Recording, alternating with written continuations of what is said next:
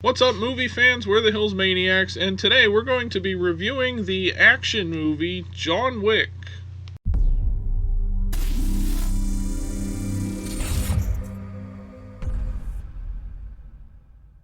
So the reason we're doing this is because as of this recording, next Friday, the fourth chapter in the John Wick movie series is coming out. There's been 3 of them so far, so we decided to go back and rewatch all 3 of them and review each one until we get to the 4th one, which we will also cover on this channel. So if you're a John Wick fan, keep an eye out for that. Our next 4 videos will be all about the John Wick movies. So for this first one, I think what I love about this movie the most is that it doesn't start off with him as an assassin. Like, if you know what this movie's about, it's basically he's a retired assassin who's just trying to live a normal life, and then his wife dies and everything else, and he's just kind of trying to grieve that, right. And he gets pulled back into the world of assassins and things like that. All this other stuff ensues throughout the movie. But the way it starts off is it shows him in that normal setting of living in his house. It shows flashbacks to when he got married and everything else, and then his wife dying. He was at the funeral and everything else. So you don't get the hint at first, if you don't know going in what this movie is about. You don't get the hint of him being an assassin until maybe 20 minutes into the movie, or maybe even 30 minutes into the movie, when it's finally explained who exactly John Wick is and why he's a big deal.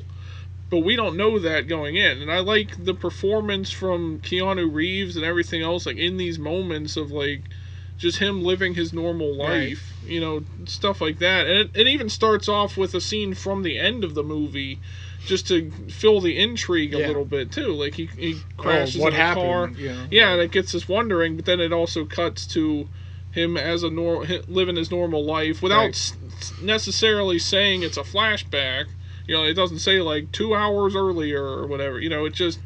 I like the way that it edits everything together to show us this is just a normal guy living a normal life, but he also has this history as this really intense assassin that's able to do all these jobs that no normal person can do. Right. No normal assassin is able to do. Take out all kinds of targets and things like that. You wouldn't get that from this first 15-20 minutes or whatever that we see of him in this movie. Well, and I like that they have, you brought up about him being the assassin and stuff. I like that they kind of started off differently and then reintroduced it. Like you said, something happens that brings him back in. And I like that everybody in that world, we'll call it, that, the world assassin of and things, thing. Right. Type of, or crime. The criminal world. Yeah.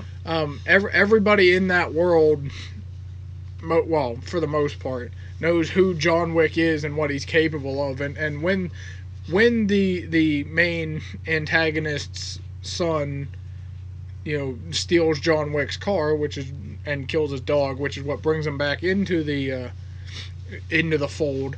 Hashtag save the puppy. Yeah, he killed his dog. But when they bring him back into the fold, by killing his dog and stuff, his father knows who John Wick is, but this kid is just so arrogant that he doesn't care. He thinks he's a nobody. He thinks he's just gonna, it's John Wick, whatever, I can kill him and we'll be done, whatever. But little does he know that, you don't mess with the boogeyman, and this is the guy you send to kill the boogeyman. So, this is John Wick, and everybody knows that, and everybody, even his car, the kid steals his car and takes it to this shop that, can flip it and, change the parts on it and give him new plates and stuff so it doesn't come up stolen. And even that guy knows that car is John Wick's. It's just, it's one of those things that everybody, when you're in that world for so long, I guess people know who you are. And then even later on, after they go to his house and try and attack him and stuff, and then the cop shows up because of a noise complaint, and it's one of the funniest scenes in the movie. The cop's just kind of standing there. He's like, "Hey, John," and then he looks in the door and sees a dead guy laying on the ground. And he goes, "You working again?" He doesn't care because he knows who John Wick is. Right. And then he hires the cleanup crew. They pay with gold and everything. So it's this whole circuit of criminals and everybody, and they all know who John Wick is, and I kind of like that they keep that continuity of him being a dangerous man throughout the movie, and they didn't just make it seem like, oh, he was just over exaggerating when he described John Wick. They actually made him be that guy that they described him as being, and I kind of like that. Right, and I like you said, they made him this intimidating figure that everybody knows who he is. So even when he comes back into the fold, everyone's like, do you want to come back into this life again? If you even dip one toe in this pond or whatever, as was said by one of the characters, Winston, I believe, then you never know what'll reach out and pull you back in. And that's exactly what we see, not only in this movie, but in the sequel as well. Because of the events of this movie, because he dipped his toe back in that water, essentially, through that metaphor, then somebody comes to him in the second movie they're trying to recruit him. Yeah, we'll cover more on that in the next one. But I like that there is effects to what happens in this movie, like him coming back into that criminal world. And I love how, even through the stories of who he is and everything else, and then when he's breaking his floor in his basement to get his weapons back out that he's buried from this past that he put away all these years ago, he's digging them up and everything. We get that sense of, well, this is an intimidating, scary guy, and a lot of criminals in that world, from that perspective, they are scared of John Wick. They know who he is. They know they can't take him man to man. They always bring huge groups of people to take him on. He always takes them out somehow and survives everything.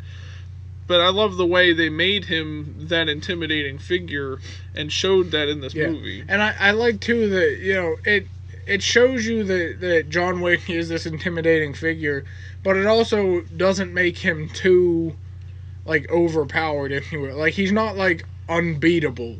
He gets stabbed, he gets shot, he gets basically kidnapped, and almost dies. If it wasn't for Willem Dafoe's character sniping the guy through the window, John Wick could have been suffocated, So he's not he can't be killed. Right. He's not at that point where he's God status, and especially if he can't die. Yeah, especially he's been out of the game for so long that he's a little bit rusty, so he's probably not used to it as much as he hasn't been practicing it all these years. He just settled down and started a family. Well, it is also cool though that John Wick doesn't care. There's a point where he knows who to go after and who not to go after. There's a scene where they're running through a club, and he could very easily just be killing people in the club. Right. But he knows none of these people are in this. I'm just going after this one dude, And so, he makes sure that other people are still safe, even though he's going after this one criminal. But also, the way that he's able to take people out. There's a lot of innovative ways. There was one scene where he ran out of clips in his belt, because he had extra clips for his handgun, and he ran out of clips to reload. So he basically had to knock the guy out, take his gun, and then shoot him with his own gun and take his clips so that he could have extra ammo. And so, just the innovative things that they throw in there to make it more believable that he is, he's not only good at firing every weapon imaginable, but he's also good at, hand-to-hand combat. He's good at using a knife. He's good at all of this. And I think that's what makes it more unique than some other action movies, say Taken or something, for example, where he just basically runs around with a gun and shoots at people. And never reloads or anything. And that's another thing. I like, too, that they keep it consistent where he does run out of ammo. If there's 9 bullets in the gun, he shoots 9 bullets, he reloads. Or he picks up another gun picks up another weapon or whatever. Yeah, exactly. There's a lot of movies out there where you never see them reload. It's just kind of assumed that they do. But it always just kind of shows them running around just shooting people and shooting things or whatever.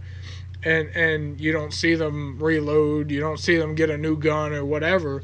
So I like that they keep that continuity throughout the series too. And there's a funny scene in one of the later movies, I think it's the second one, which we'll talk about later on. But it's just great how he uses these weapons and is able to also like kind of think while he's going, like, if this happens, I need to be able to, so he's able to adapt to certain situations just based off of what he had. I mean, they even said he killed 3 people in a bar with a pencil.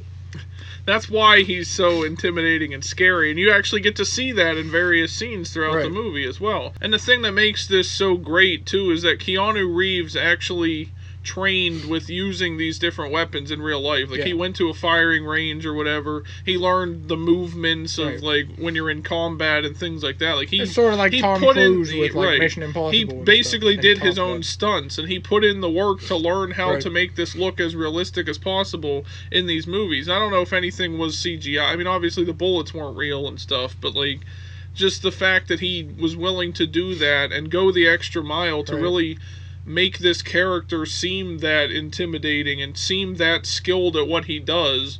He has a particular set of skills. Yeah. Forget Liam Neeson in the Taken movies. He has a particular set of skills. Right. And it's all Keanu Reeves doing that as well. I don't know if there was maybe... I'm sure there probably were some stunts that were done by a stunt double, but for the most part, at least with the fight scenes and everything else, like, that was all Keanu Reeves. And I really like that when an actor does that, to really make that character feel more real, and you can tell when they actually put in the effort and want to try to make this character relatable and not just make it seem really fake on the screen, because it made it feel realistic.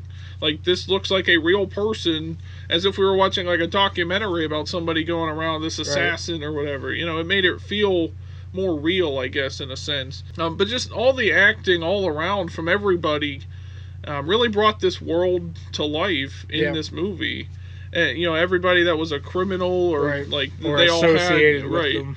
They all played their parts really well, and that's what I think made this movie a success, in my opinion, and definitely warranted sequels just from the acting alone. I mean, and I think for me, one of the biggest things that I really enjoyed was the whole aspect of that criminal world, and how there's, even though they're all basically criminals and they kind of just go do their own thing, there are still rules within that organization, if you will, of especially when they get to, there's a hotel called the Continental, and you're not allowed to do any type of business, you're not allowed to kill people or whatever while you're in the Continental. It's a safe haven. No matter what you did outside the doors, as soon as you walk in there, it can't, nothing, it doesn't matter. You could hate each other and fall through a window, kind of like happens in a later one, and they're fighting, and then once they fall through that window, you're on continental grounds. You're not allowed to, to fight. And I kind of like that, and everybody follows it too. And well, for the most part, unless they're okay with being excommunicado. But it also shows us what happens when you break the rules of the Continental. You might think, oh well, just go do it. What's the worst going to happen and stuff? But we actually do see somebody break the rules in this movie, and they get killed. So we see what happens when you break the rules of not just the Continental, but of the crime organization as a whole in these movies. And there is a hierarchy in these movies too.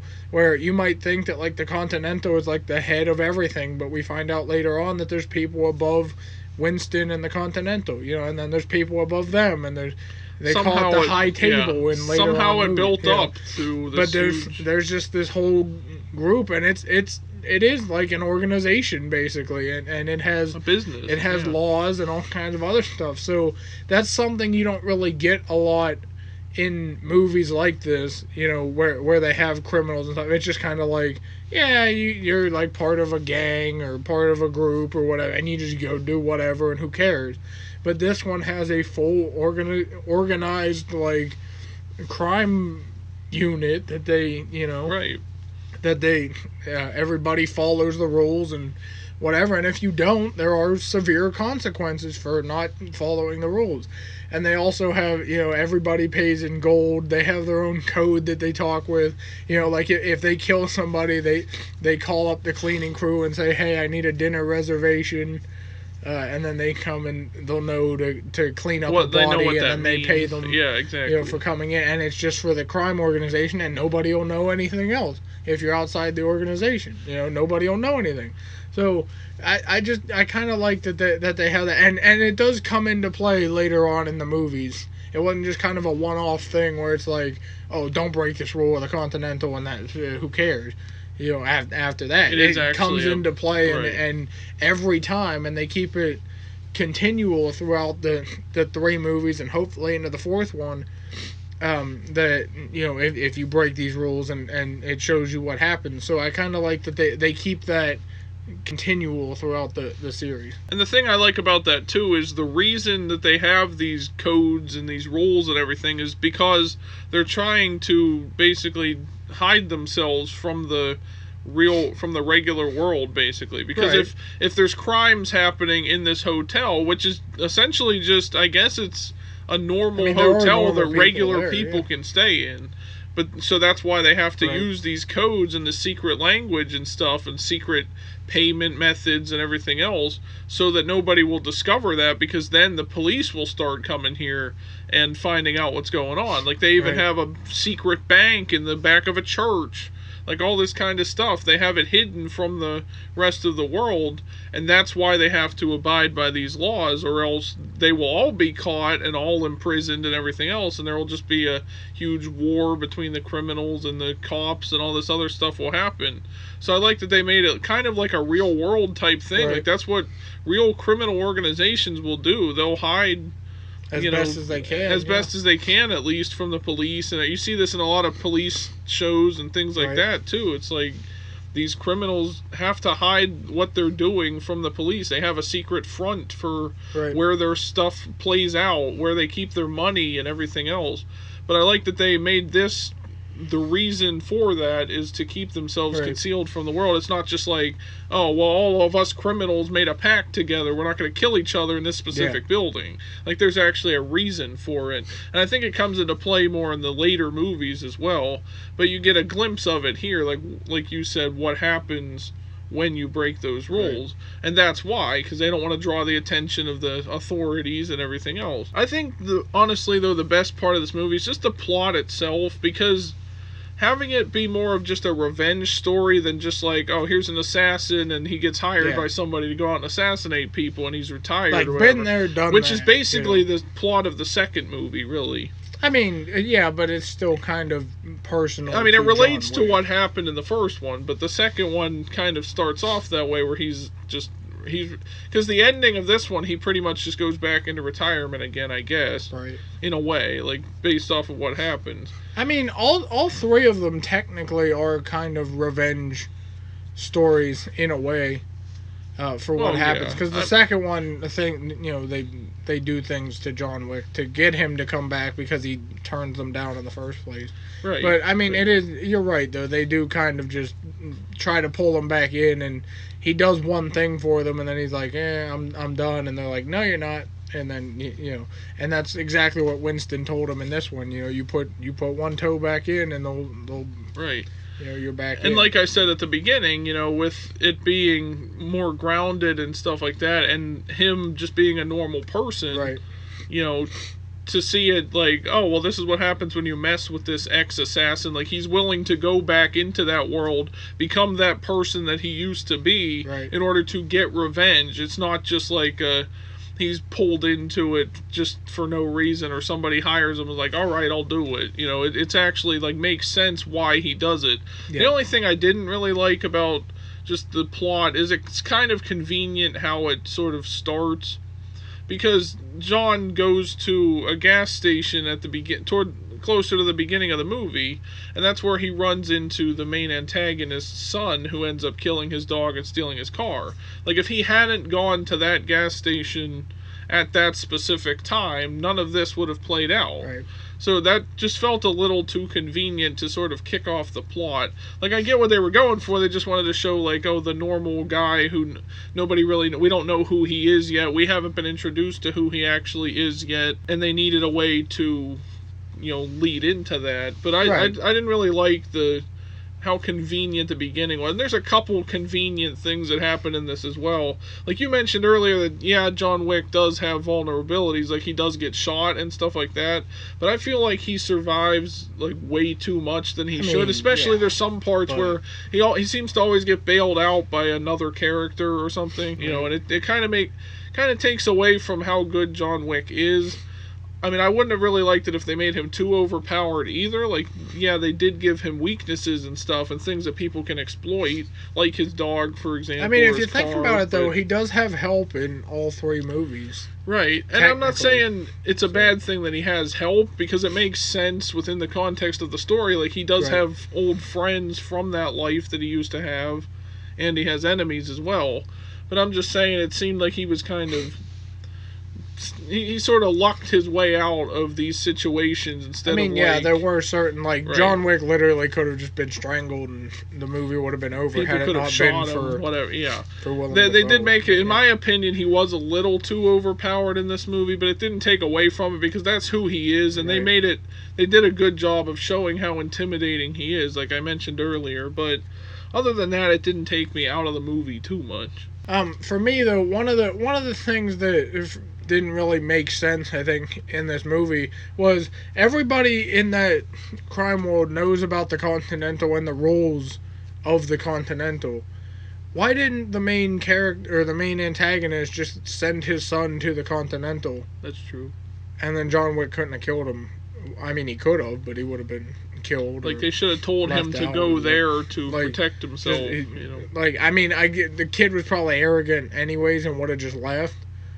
But at least show that you tried to put him at the Continental, because John Wick knows the rules of the Continental. You know, he obviously Winston, the manager of the Continental, played by Ian McShane.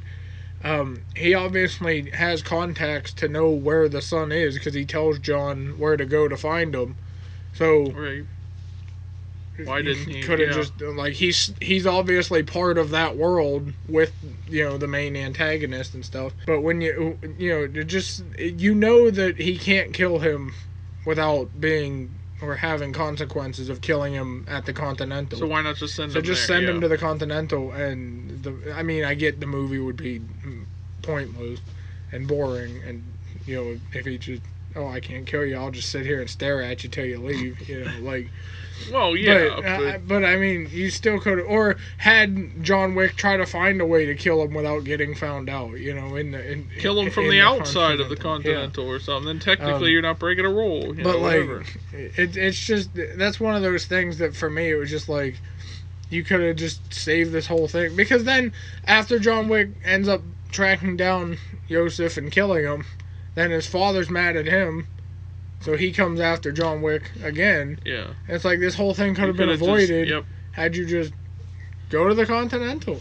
Right. I mean, it's not a perfect movie, but it has its flaws and inconsistencies and things like that. But if you just enjoy these kinds of movies, these revenge plots or assassin people type movies, then it's a fun movie to watch for that, and it does have John Wick is a more grounded character, and that does continue through each of the movies. And honestly, the best thing I liked about this movie was it could have been a standalone, one-and-done movie. Because even the way it ends, he gets a new dog, he takes out the people that he was going after, and happy ending, basically. Yep.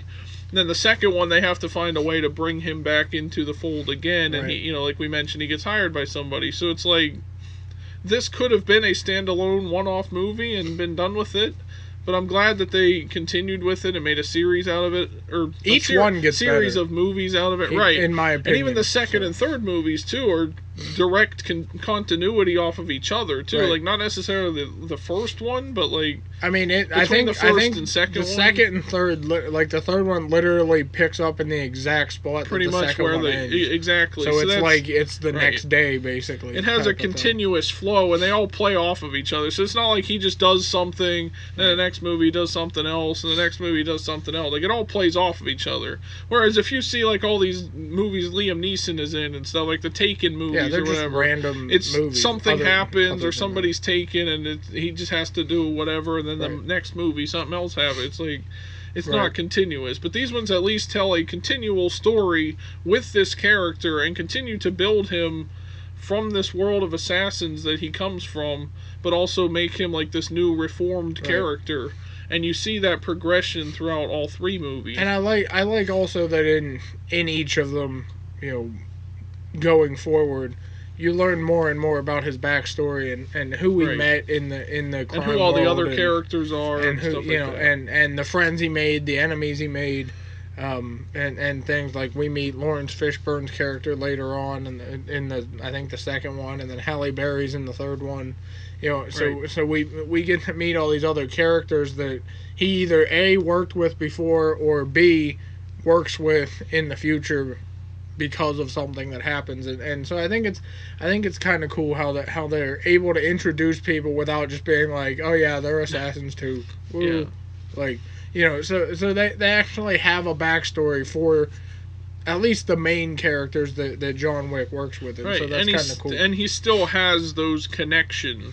Like in this movie, he talks. If he owes Willem Dafoe favor, is his old friend, and so, or somebody owes him or whatever. So he uses that to his advantage. Cashes in that one favor. He has his own people to go to for help, just like the criminals have to I'm going to go hire this guy because he could probably take down John Wick. Except they all have friends within the crime world, and depending on how much they're willing to be paid and everything else, like we see in this movie, money plays a huge factor in. Trying to they send out a bounty on John Wick, to try and get all these criminals to come after him. Well, yeah, but I mean, it plays a big factor in their decision. Like, even if they were a friend of John Wick in the past, it's like, well, this is like millions of dollars. I can't turn that down. I'll try and kill John Wick. But all in all, I mean, if I were to rate this movie, I don't basically give it a 4.5 out of 5. I don't necessarily think there's anything wrong with it that really makes it this is a 1 out of 5 movie, stuff like that. The acting was good, the story was good, the action and everything else felt real, stuff like that, which you can't say about a lot of movies. Like, there were some convenient moments, but a lot of other movies like this have way too many convenient things, like Mission Impossible movies or whatever, that it kind of detracts you from the movie a little bit or takes it out. But it didn't take me out of this, having those little minor issues in it. So I'm going 4.5 out of 5. What would you? I'll go 4, just because I don't believe in half points. So you don't believe in half points? No, you get a 4. It's not perfect. I don't think. I've said this before. I don't think there is a perfect movie out there. As much as there's movies that I love, nothing's perfect. So. I'll go 4, because it is pretty darn close. I mean, there's like you said, there's nothing major that affects the plot or the movie itself that's messed up about the movie. And, even the continent, not sending Joseph to the Continental, it doesn't really affect the movie itself. I don't think it's just kind of something that I think they. That's one of those convenient things. It's and so. I'm okay with it, watching the movie as a whole, and it not really affecting anything. So, I would go 4. But let us know what you guys think down in the comments section. If you've seen the John Wick movies, let us know which one was your favorite, what you thought about the first John Wick movie, and also be sure to like this video and subscribe for more. Like we said earlier, we're going to be covering all 4 John Wick movies, so keep an eye out for that as well. Thank you for watching the video, everyone. And remember, do not conduct business on continental grounds. Don't do it. Yeah, we'll see you in the next one. Bye guys.